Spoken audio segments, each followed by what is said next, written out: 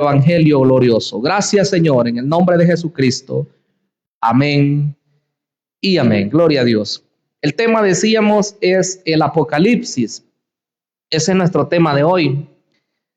Finalizando prácticamente lo que es el panorama general de toda la Escritura.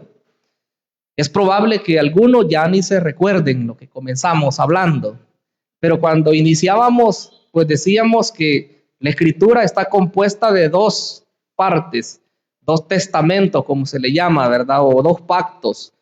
El antiguo pacto y luego el nuevo pacto. El antiguo pacto pues consta de 39 libros y el nuevo pues de 27. Eso lo hablamos en aquella oportunidad, pero luego hablábamos que cada una de esas secciones, lo que le llama la atención a las personas al hablar de la Escritura es el libro de Apocalipsis. También de saber qué es lo que significa ese libro. Incluso hay otras personas también que son descuidadas en cuanto a la Escritura y al hablar de Apocalipsis ellos dicen, eso no nos concierne a nosotros. Si son cosas del futuro, entonces la iglesia no tendría que saber nada, digamos, del libro de Apocalipsis. Pero la realidad es que Apocalipsis es parte de la Escritura. Y la Biblia dice que toda la Escritura es inspirada por Dios y es útil. Entonces quiere decir que como cristianos nosotros necesitamos conocer el libro de Apocalipsis. Y eso es lo que vamos a tratar de hacer el día de hoy. Veamos entonces. En primer lugar vamos a ver una introducción.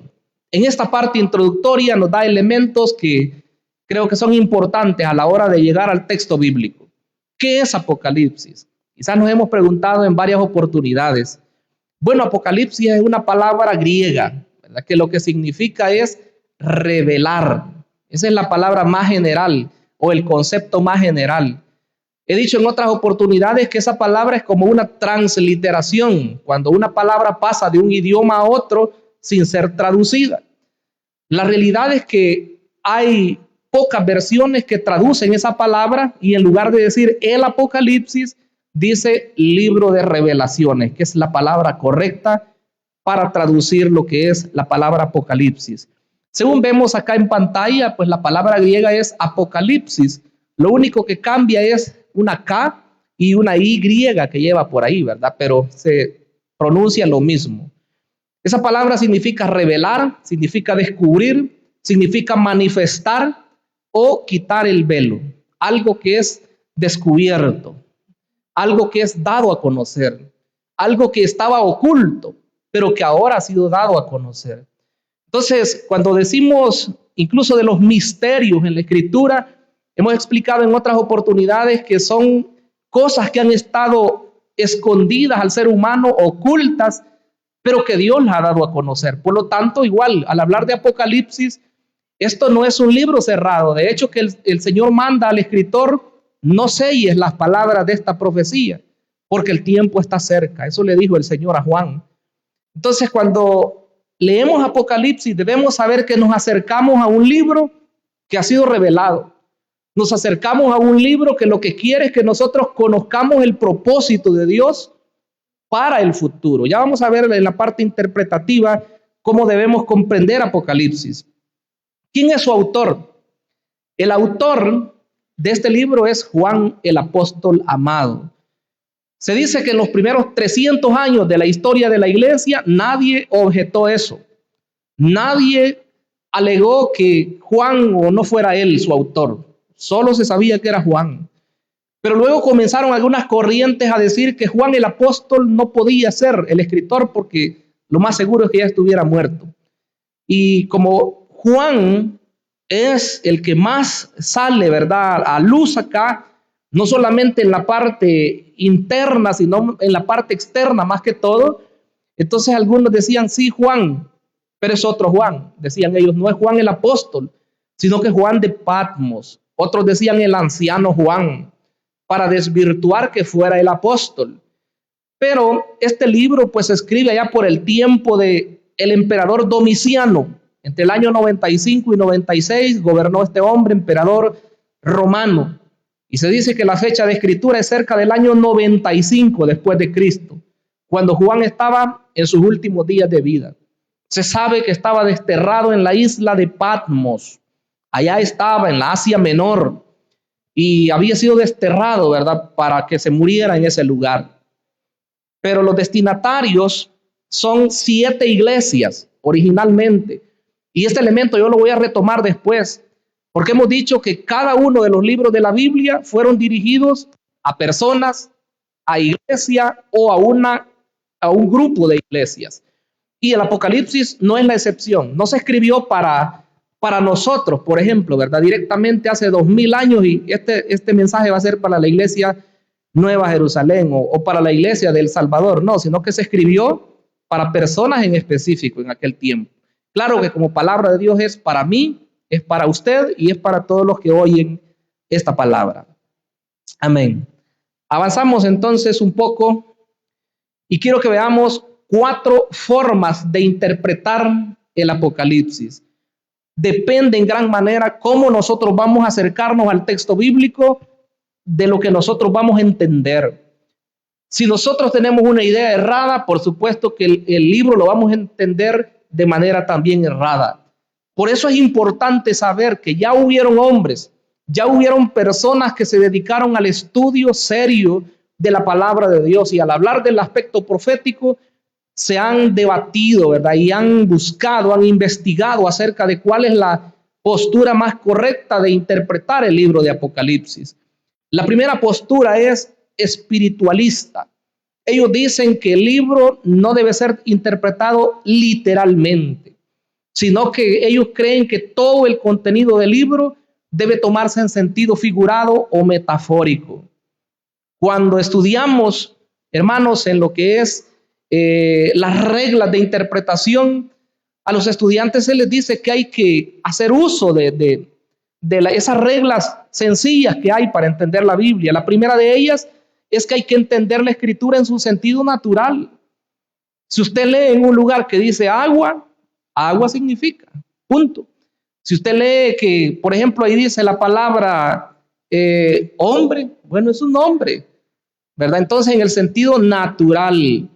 Pero la segunda regla es complementaria. Dice que cuando el sentido del texto no es el natural, por las palabras que tiene antes y después, entonces entendemos que no está hablando un sentido literal, sino figuradamente. Como por ejemplo las parábolas que hablábamos un día de estos, ¿verdad? Que son figuras, son formas de hablar, los símiles, las metáforas y otras expresiones que son lenguaje simbólico, ¿verdad? Tienen un significado diferente, no se entiende literalmente, ¿verdad? Como decíamos en aquella oportunidad, si dice es más fácil pasar un camello por el ojo de una aguja que un rico se salve, no vamos a entender nosotros que literalmente, ¿verdad?, pasar un gran animalón, camello, en el ojito de una aguja, ¿verdad? No es eso. Entonces es una forma figurada de decir. Pero estas personas que espiritualizan el Apocalipsis, ellos dicen que todo el libro debe ser entendido de manera alegórica. Destruimos lo que es la forma literal y recta de interpretar la Biblia, ¿verdad? Que es lo que se dice que es la postura más correcta. Pero luego viene la segunda escuela, la preterista. Ellos interpretan que Juan escribió su libro antes del año 70 después de Cristo. En ese tiempo se destruyó el templo de Jerusalén. Los romanos vinieron y arrasaron con todo. Y conforme a la profecía del Señor Jesucristo en Mateo 24, que decía que no iba a quedar piedra sobre piedra que no fuera derribada, vinieron los romanos y excavaron todo, ¿verdad? Y le dieron vuelta piedra por piedra para buscar el oro que el templo tenía, y se cumplió. Entonces, los de la escuela preterista, ellos dicen que Juan escribe su libro para referirse a todos esos acontecimientos. De modo que Apocalipsis ya tendría que haberse cumplido. No teníamos que esperar nosotros nada más para el futuro. La tercera forma de interpretación es la historicista. Esta sugiere que Juan describía los acontecimientos principales que ocurrirían a través de la historia de la iglesia. Nuevamente vuelvo a decir que se destruye acá el sentido original por el cual la palabra de Dios se dio en su momento oportuno. Cada una de las cartas del Nuevo Testamento se dirigió a una iglesia. se dirigió a una persona, a un pastor. Y los libros del Antiguo Testamento de igual forma. Se dirigió a grupos específicos de personas. Por lo tanto, esta interpretación no hace justicia a la palabra de Dios, porque entenderíamos que se está refiriendo que Juan escribe en el siglo I, pero él está pensando solamente en la gente allá, muy en el futuro, ¿verdad? En los diferentes tiempos de la historia de la iglesia. De modo que también esta interpretación, aunque vamos a ver cómo la combinamos más adelante, pero no es del todo correcta. La interpretación más correcta es la futurista. Esta acepta el libro de Apocalipsis como una profecía que dio a algunos sucesos, mencionó algunos sucesos que todavía no habían ocurrido en el momento que se escriben. Principalmente del capítulo 4 en adelante, se entiende que el libro es profético netamente. Y eso es lo que vamos a ver a continuación. Quiero que veamos entonces la naturaleza de Apocalipsis. ¿Cómo entender el libro de Apocalipsis? Dicen algunas personas, no entiendo. Leo, pero no comprendo. ¿Qué sucede entonces? La primera clave para entender el libro de Apocalipsis es saber qué tipo de literatura estamos nosotros leyendo. A estas alturas esperaría que nos acordásemos que hemos visto que hay varios géneros literarios en la Biblia. Hemos hablado de leyes, hemos hablado de narrativa, hemos hablado de poesía, hemos hablado de profecía, parábolas, evangelios, epístolas, y hoy finalizamos con el género apocalíptico, ¿verdad? Que este género apocalíptico es como hermano del género profético. Entonces, en Apocalipsis tenemos un problema mayor todavía, si se quiere hablar así, al hablar de la parte interpretativa, porque no es solamente un género, sino que tiene un triple género el Apocalipsis. Es profético, es apocalíptico y es epistolar. ¿Cómo así, pastor? Bueno, el libro de Apocalipsis tiene muchos elementos similares a los que tienen los libros proféticos del Antiguo Testamento, como Ezequiel, como Daniel, como Oseas, como Joel y como cualquier otro profeta. Pero tiene elementos apocalípticos que ya voy a mencionar en qué consiste la apocalíptica. Y tiene otros elementos de lo que ya hablamos, las epístolas, ¿verdad? De eso creo que sí se acuerdan, ¿verdad? Que tiene partes que debemos identificar en las epístolas.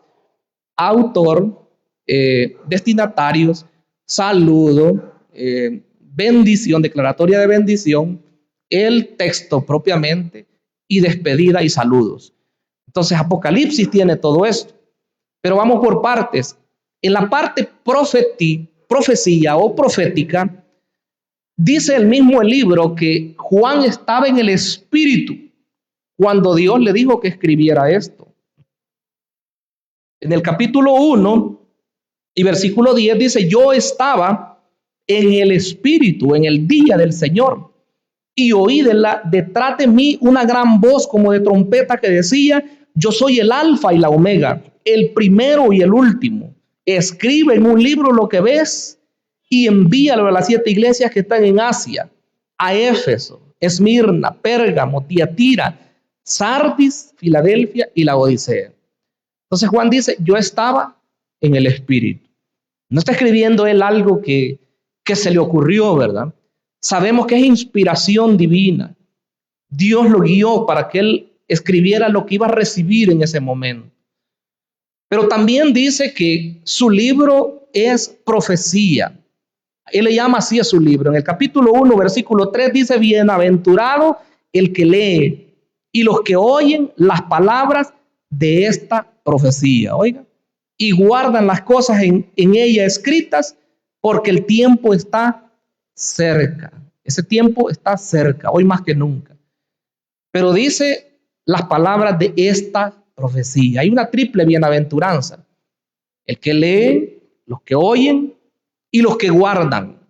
O sea, cumplir quiere decir poner en práctica las palabras de esta profecía. Amén. Pero ¿qué más dice? porque dice que estas palabras son el testimonio de Jesús. El testimonio de Jesús es el centro de la profecía. O sea que una profecía, hermanos, que no se mencione nada a Jesús y que no hable del plan de Dios para la humanidad, debería ser desechada. Dice capítulo 19, versículo 10, 19:10 de Apocalipsis: yo me postré a sus pies para adorarle, a un ángel, ¿verdad? Y él me dijo: mira, no lo hagas. Yo soy consiervo tuyo y de tus hermanos que retienen el testimonio de Jesús. Adora a Dios, porque el testimonio de Jesús es el espíritu de la profecía. Entonces, la profecía habla de Jesús. El mensaje profético se refiere a Jesús y su obra hecha en favor de la humanidad. Entonces, ese es el primer elemento. Tiene mucho que hablar de la parte profética. Habla acerca del presente y habla acerca de lo que viene todavía, el libro de Apocalipsis. Pero pasemos al otro elemento. El segundo elemento es que es de género apocalíptico. Esto de la apocalíptica creo que es más desconocido. La parte profética, pues de cierto modo lo tenemos en el Antiguo Testamento y lo tenemos acá en el Nuevo. Pero la apocalíptica es un género que fue usado mucho tiempo en el tiempo del período del silencio. Entre Malaquías y Mateo apareció esa forma de hablar de Dios. Habían libros apócrifos. Cuando digo libros apócrifos, eran libros que no son inspirados por Dios, que hablaban de esa forma, y otros que sí entraron al canon de las Escrituras. Esta forma de hablar o de declarar las cosas viene del Antiguo Testamento. Sus raíces estaban allá. Por ejemplo, Ezequiel, Daniel, Zacarías y partes de Isaías se dice que están en género apocalíptico. Tiene sus formas, cómo se entiende este género. Su interés dice que está en el juicio y en la salvación venideros. Por ejemplo, el libro de Ezequiel comienza con una tremenda visión que tiene el profeta del trono de Dios. Mira ángeles y mira él cosas que para nosotros, si no somos espirituales, diríamos: qué feo eso que vio Ezequiel, ¿verdad? Vio unos animales, vio unos ángeles con ojos por todos lados, ¿verdad? Y con varias caras, y bueno, eran como animales, como 4 animales, y caminaban para allá, y caminaban para el otro lado, para el otro y para el otro, para los 4 lados, y tenían un montón de pies, manos, alas. Bueno, todo eso tiene que ver con el género apocalíptico. Daniel, ¿verdad? Ni se diga, tenía visiones, ¿verdad? Y de esa forma alguien le interpretaba y le decía qué es lo que significaba lo que Dios le estaba revelando, apocalíptica.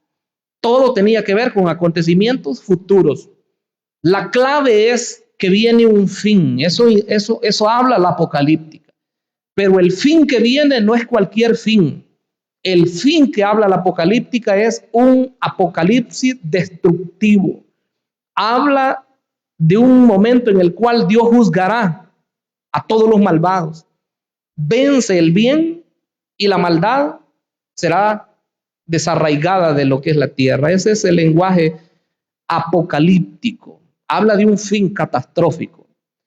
Y por último, Apocalipsis también tiene rasgos del género epistolar.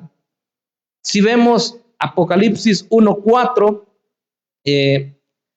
dice Juan a las 7 iglesias que están en Asia: gracia y paz a vosotros del que es y que era y que ha de venir, y de los 7 espíritus que están delante de su trono, y de Jesucristo, el testigo fiel, el primogénito de los muertos, y el soberano de los reyes de la tierra, al que nos amó y nos lavó de nuestros pecados con su sangre, y nos hizo reyes y sacerdotes para Dios su Padre. A él sea la gloria e imperio por los siglos de los siglos. Amén. Mire qué interesante. Género epistolar. Hay un autor, hay destinatarios, hay saludo, hay momento de exhortación para lo que viene. Y el capítulo 22, versículo 21, que es el último versículo del libro, 22-21 de Apocalipsis, dice: la gracia de nuestro Señor Jesucristo sea con todos vosotros. Amén. Así finaliza. Una forma de despedirse, ¿verdad? Un saludo para las personas que estaban recibiendo originalmente el libro de Apocalipsis, género epistolar. La importancia de todo esto, hay que mencionar que Apocalipsis en parte es un escrito ocasional. Ese fue el elemento característico de las epístolas. Decíamos que cada libro fue escrito para personas en específico, para resolver problemas, para alentarlos, para decirles que se cuidaran de las falsas doctrinas.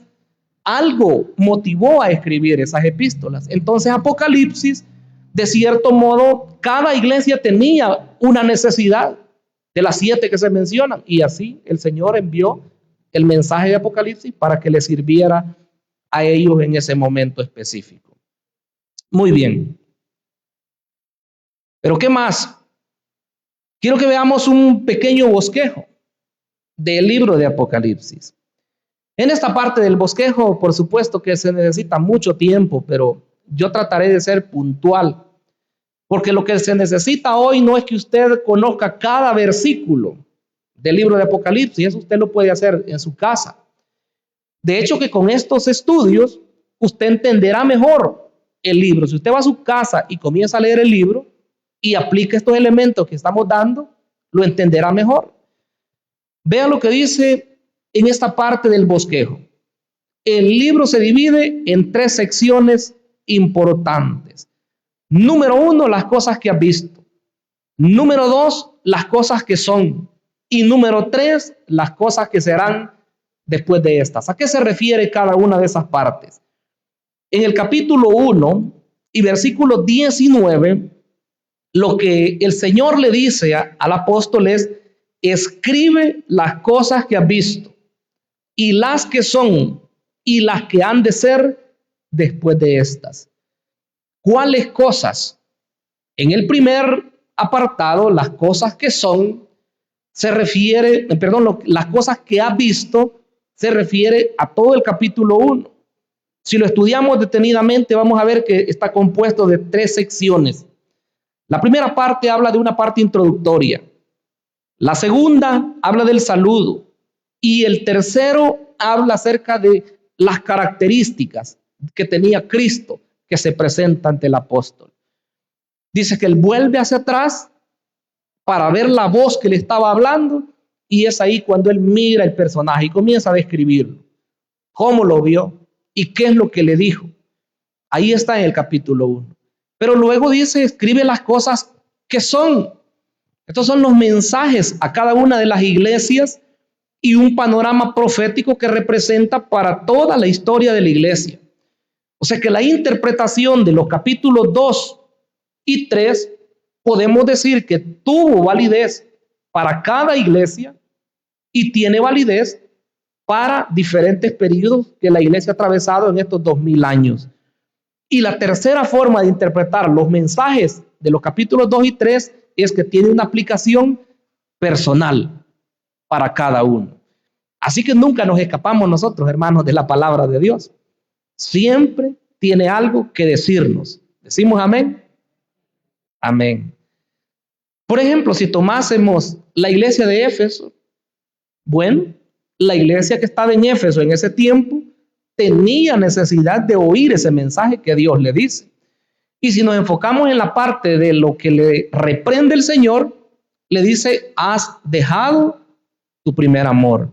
Esa iglesia necesitaba ese mensaje, pero a la misma vez representa un periodo de la iglesia más adelante, que ya lo vamos a ver. Y como número 3, como dije hace un momento, también nos habla a nosotros. Cuando una persona se ha descuidado, ¿verdad?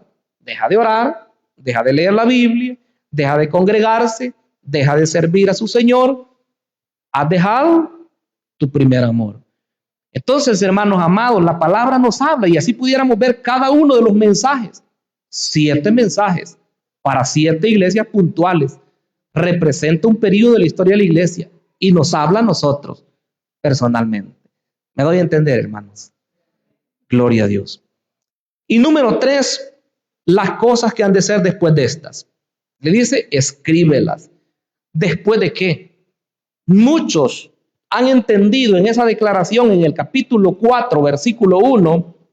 Miren lo que dice: Después de esto, dice el apóstol, ¿después de qué? Después de lo referente a las iglesias. Después de esto miré y he aquí una puerta abierta en el cielo. Y la primera voz que oí, como de trompeta hablando conmigo, dijo: sube acá. Mire qué precioso.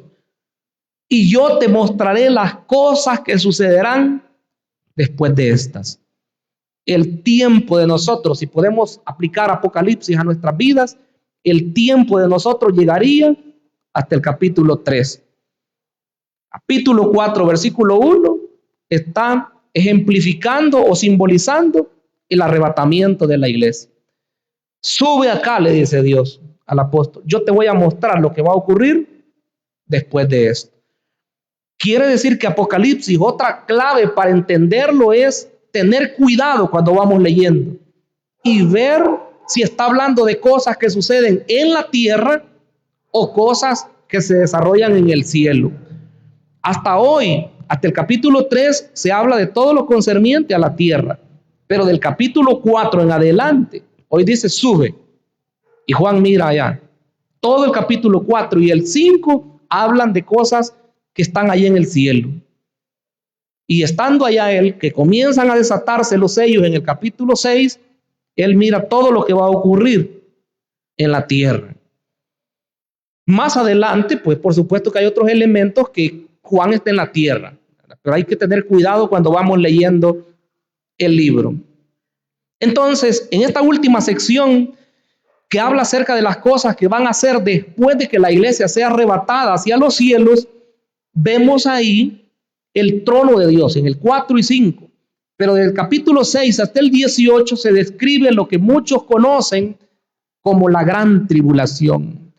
Y aquí es donde se compaginan los libros proféticos del Antiguo Testamento con el Apocalipsis del Nuevo. Todo lo que dijo Daniel, que es el que más referencia tiene en Apocalipsis, se cumple aquí en este tiempo. Por ejemplo, Daniel 9:27 habló de un tiempo. Daniel 9:27 dice que va a haber un tiempo terrible. Dice de esta manera, incluso desde el 24 dice: 70 semanas están determinadas sobre tu pueblo y sobre tu santa ciudad para terminar la prevaricación y poner fin al pecado y expiar la iniquidad, para traer la justicia perdurable y sellar la visión y la profecía y ungir al santo de los santos. No voy a explicar todo lo que es la profecía de las 70 semanas, porque solo en eso me llevaría lo que resta del mensaje y más quizás. Pero lo que quiero mencionar es que Dios le revela a Daniel que para el pueblo de Israel, para que se cumpla el plan que él tiene para con Israel, faltaba en ese tiempo 70 semanas. Este es un tema profundo. Está hablando de semanas de años, 490 años. Cada semana era semana de años. Ese tiempo, como aquí mismo lo describe, si seguimos leyendo, y hasta el versículo 27, donde describe la última, ese tiempo de la última semana se cumplirá en el tiempo de la gran tribulación. Porque dice el versículo 25, sabe pues y entiende que desde la salida de la orden para restaurar y edificar a Jerusalén hasta el Mesías príncipe, habrá 7 semanas, 7 semanas de años, 7 por 7, 49, en el lenguaje original, por supuesto. Luego dice, y 62 semanas se volverá a edificar la plaza y el muro en tiempos angustiosos, desde los tiempos de Nehemías hasta los tiempos de Cristo. Cuando Cristo va a ser sacrificado, se cumplen 62 semanas proféticas. Estamos hablando de 483 años desde que fue dada la profecía. Solo queda pendiente una semana de años, 7 por 7, perdón, una semana de años, ¿verdad? Serían 7, una semana es 7 años en este sentido, ¿verdad? Profético. Y por otra semana, dice, confirmará el pacto con muchos. A la mitad de la semana hará cesar el sacrificio y la ofrenda. Después, con la muchedumbre de las abominaciones, vendrá el desolador hasta que venga la consumación y lo que está determinado se derrame sobre el desolador. Muchas personas preguntan cuando oyen el tema de las 70 semanas, ¿en cuál semana estamos nosotros hoy? No estamos en ninguna, porque las semanas, la profecía de las 70 semanas es para el pueblo de Israel. Eso le dijo Dios a Daniel en el versículo 24. 70 semanas están determinadas para tu pueblo y para tu santa ciudad. Entonces el tiempo de la gracia no estaba comprendido en esa profecía. Dice que hasta el Mesías príncipe, el versículo 25, hasta ahí llegan el conteo de las primeras dos secciones de las 70 semanas. Solo queda una semana. Cuando el tiempo de la gracia se finalice, entonces, dicen los escritos del Nuevo Testamento, Dios vuelve a tratar con Israel. Romanos capítulo 11, versículo 25 dice, entonces todo Israel será salvo.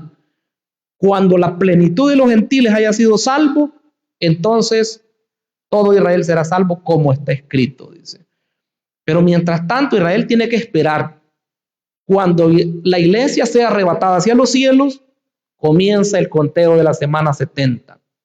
Y ahí comienza el tiempo de juicios. Por el desconocimiento de esto es que muchas personas dicen, no, dicen, la iglesia va a estar en la gran tribulación, dice, tiene que sufrir, tiene que padecer. No, algo tenemos que pagar, dicen. La idea del ser humano siempre es estar queriendo pagar algo, ¿verdad? Por lo malo que pueda hacer. No espera en la gracia de Dios. No llega a pedir la misericordia de Dios, que es la sangre única que puede perdonar los pecados. Y no es nuestras obras. Entonces, en ese tiempo se cumplirá todo esto. Del capítulo 6 hasta el 18 hay juicios que se derraman. Se abren 6 sellos, juicios. Se tocan 7 trompetas, juicios que están siendo derramados en esos 7 años de tribulación. Y luego se derraman 7 copas, ángeles, ¿verdad? Derramando copas de juicio. Todo eso es simbólico, repito. Juicio sobre esta tierra, muerte de personas. Primero morirá la tercera parte, dice la Biblia. Después morirán la mitad de la población que esté en ese tiempo. Muchos han hecho cálculos de todos los miles de millones que hay hoy en día. ¿Cuánto sería la gente que tendría que morir? Por hambres, por guerras, por todos los juicios que van a caer del cielo, granizo, ¿verdad? Meteoros, demonios que van a salir del mismo abismo, según lo que dice Apocalipsis 9. Van a salir demonios como que son langostas, que van a picar a las personas. Y por cierto, en ese tiempo dice que las personas no van a poder morir. Muchos incluso se asustan por eso. Pero dice que son 5 meses en los cuales van a atormentar a las personas. Su picada dice que será como picada de escorpión y las personas ansiarán la muerte, se querrán matar, pero la muerte huirá de ellos, dice. Ya se imagina usted, personas dándose un tiro en la cabeza, ¿verdad? Y no se pueden morir. Sufrirán, se darán veneno, pero no podrán morir. Se querrán ahorcar, pero no se podrán morir. Se irán a tirar en un precipicio quizás, o se tirarán por las llantas de un cabezal quizás, de un vehículo. Quedarán sufriendo, pero no podrán morir. Entonces son tiempos difíciles que van a venir a esta tierra. Y eso lo describe Apocalipsis. Esta es solo una introducción. No se vayan a asustar. Que se asusten otra gente, mejor, ¿verdad? Pero el que esté en Cristo, que no se asuste. Porque si estamos bien delante del Señor, antes que todo esto acontezca, nos vamos con Cristo en el arrebatamiento de la iglesia. ¿Cuántos decimos gloria a Dios, hermanos? Bendito sea el Señor. Entonces, la tribulación. Pero en esa sección también entra el retorno de Cristo. Después que finalice todos esos juicios, viene Cristo de regreso. En el capítulo 19 encontramos esto. En el capítulo 20 encontramos lo que es conocido como el milenio. Son temas importantes en profecía bíblica. Ese milenio pues se caracteriza porque va a ser un tiempo de paz. Primero porque Jesús va a gobernar en la tierra. Toda la gente hoy con el pleito, ¿verdad?, de las guerras. Hay mediadores y dicen, vamos a ayudar. Sí, por momentos se ponen en paz. Pero el único que trae la paz verdadera es el príncipe de paz, que es nuestro amado Señor Jesucristo. Otro elemento importante del capítulo 20 es que Satanás va a estar inmovilizado, va a estar atado. Los TJ andan por ahí y ellos dicen que hoy es el tiempo del milenio. Qué bonito fuera, ¿verdad? Porque hoy Satanás estaría atado ya. Ellos dicen que hoy es el milenio. Qué error, ¿verdad? Porque en ese tiempo Satanás no va a poder obrar. Toda la gente va a vivir en paz. La gente va a vivir tranquila. Ni siquiera los animales van a ser salvajes. Dice que los niños van a jugar con las víboras en ese tiempo. Con los leones van a ser sus mascotas. Qué loco van a decir ustedes. Dice la Biblia, Isaías 11. Ahí lo dice. Todos los animales salvajes no serán salvajes en ese tiempo, ¿verdad? Y las personas van a vivir muchos años. Dice que no habrá niño que no cumpla sus días. Y el que sea pecador, dice que va a morir de 100 años. O sea, ese es el que sea pecador, pero el que sea buena gente, imagínense. El que acepte a Cristo, se van a vivir 800, 900 años, hasta 1000, hasta que termine el milenio, pues. Dice que los días de los hombres en esos tiempos va a ser como los días de los árboles. ¿Sabía usted que hay árboles que cumplen hasta 500 años? Entonces así dice la profecía. Dios va a restaurar todo. Dice que no van a haber desastres naturales. La tierra va a ser como allanada. Va a ser algo muy especial. Y el rey va a ser Jesús. Pero qué tremendo. Todo eso se describe muy bonito. La iglesia tendrá un lugar diferente en ese tiempo, ¿verdad? Porque la iglesia vendrá con Cristo y va a gobernar en ese tiempo a personas de carne y hueso que hayan en ese tiempo. Pero según la Escritura, dice que cuando los 1000 años terminen, Satanás va a ser suelto de nuevo. Y entonces va a salir por los 4 ángulos de la tierra, dice, a engañar a las personas. ¿Y sabe qué va a pasar? Que la gente que han estado bajo el gobierno de Jesucristo, de paz y santidad, ¿quién mejor presidente que el Señor Jesucristo? Pero ahí está probado que la gente, hermanos amados, aunque sea bueno todo, siempre le hayan peros. Porque Jesucristo lo va a haber gobernado por 1000 años, pero cuando Satanás venga y les comience a presentar todo, dice que lo van a seguir de nuevo a Satanás. Y la multitud que seguirá a Satanás dice que será como las arenas del mar. O sea, multitudes. Y Dios va a tener que consumir a esas personas con juicio. Terrible. El género humano no se corrige cuando está sin Dios. Y cuando no quiere, por supuesto, ¿verdad? Obedecer a su Dios. Y finaliza el Apocalipsis con el estado eterno en los cielos. Los capítulos 21 y 22 lo describen de esa forma. Entonces, hermanos amados, me adelanté prácticamente. Esta parte nos habla de lo que ya explicamos, las cosas que has visto. Ya dije que tiene 3 secciones. Ahí están, una parte introductoria, un saludo y una descripción del Cristo glorificado. La segunda sección, que habla de las cosas que son, es referente a las iglesias. Jesús escribió para las iglesias de Asia Menor, ya lo decíamos. El mensaje originalmente era para cada iglesia, pero proféticamente para un periodo de la iglesia también. Su mensaje es bosquejadito y casi todos son iguales. Se habla del destinatario, se habla de quién es el que escribe, Jesús. Se habla de características de él. Se le da un elogio por lo que está haciendo bien. Se le reprende por lo que no está haciendo bien. Se le hace una exhortación. Se le da una promesa. Como 6 o 7 elementos tiene cada uno de los mensajes a las 7 cartas. Esos elementos se repiten.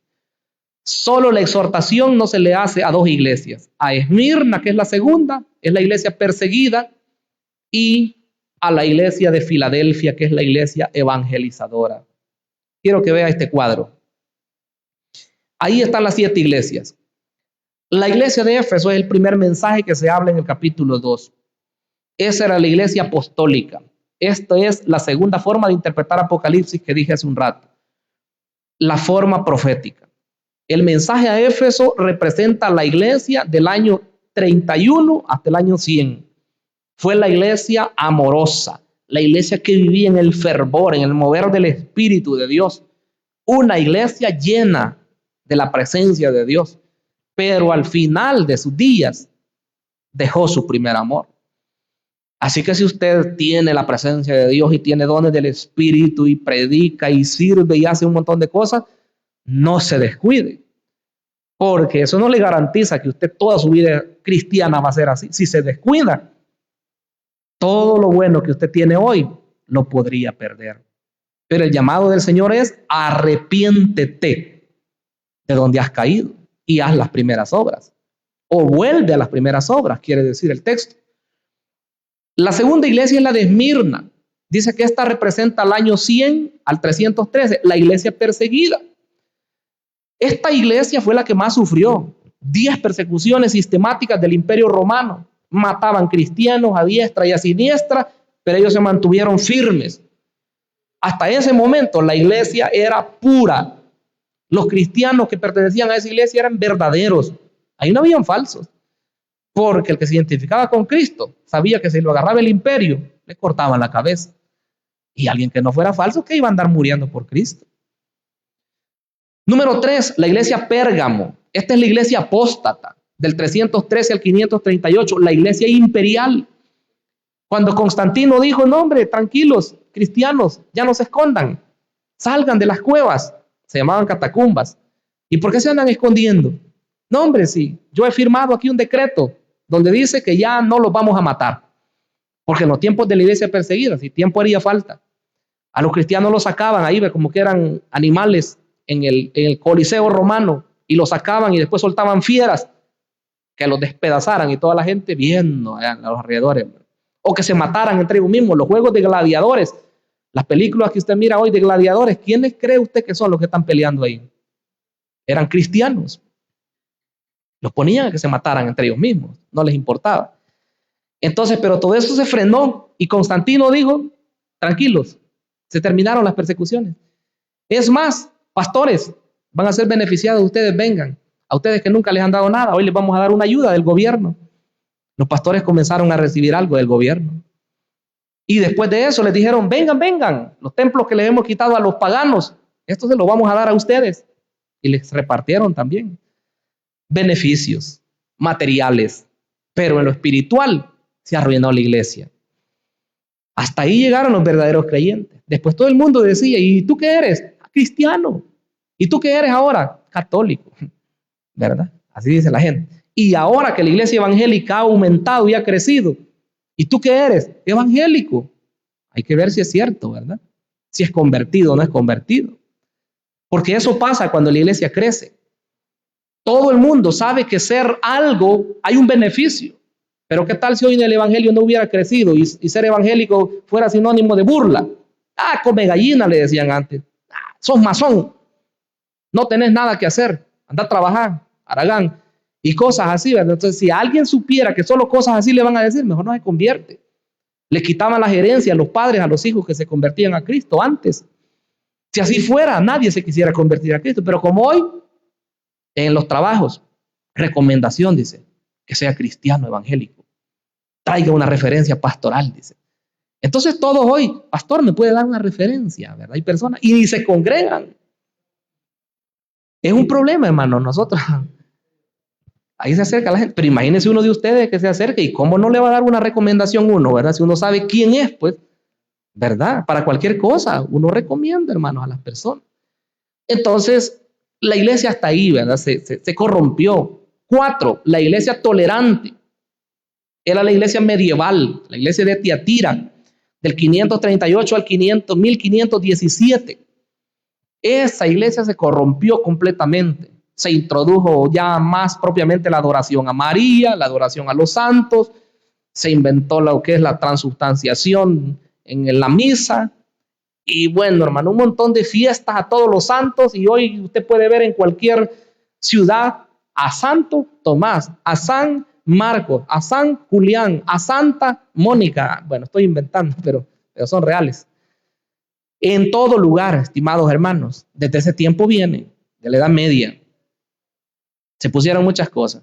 Número 5, la iglesia de Sardis. Este mensaje representa lo que pasó en el tiempo de la iglesia contradictoria, dice acá. Parecería extraño. porque representa el tiempo de la iglesia reformada.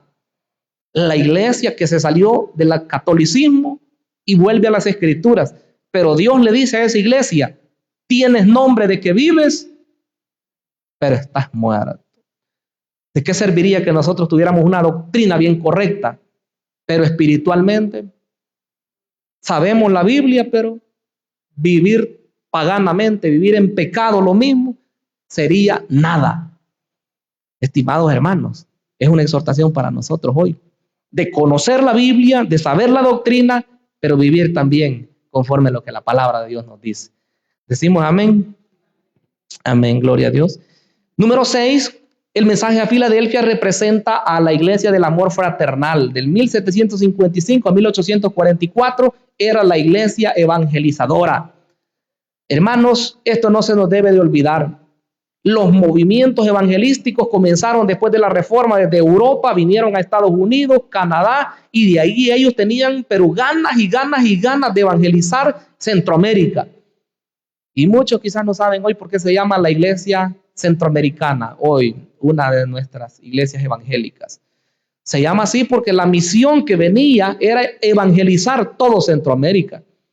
Era la iglesia bautista, los bautistas de Estados Unidos, pero por eso se le llamó así. Y hoy es una denominación en el país. Fue la primera iglesia que se estableció formalmente aquí. Entonces, los movimientos misioneros, la iglesia de Filadelfia.